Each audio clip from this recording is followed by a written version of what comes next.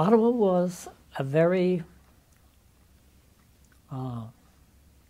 divided town in the sense that it was divided at many levels. But the greatest division was between the French and the English. Canada was conquered by the British in 1759. And the wound of that conquest never healed. And to this day, they are still having votes in Canada.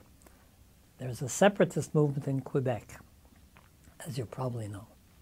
But that was one of the basic cleavages. So you grew up in this divided society where the French were really trapped by their own educational system, very Catholic, and huge families.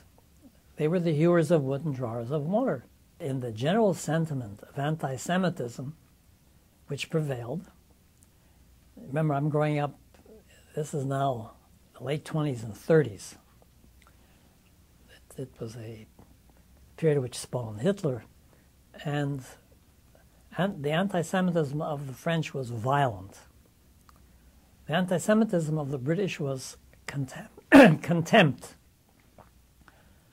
So if I was going home from school, I would either be attacked by a gang of French kids from St. Anne, or to the north from the Irish kids from St. Bridget's.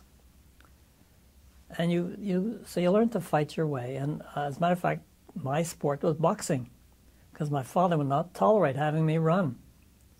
So I learned how to box and defend myself. So growing up in Canada as a kid, you grew up in an environment of overt anti-Semitism.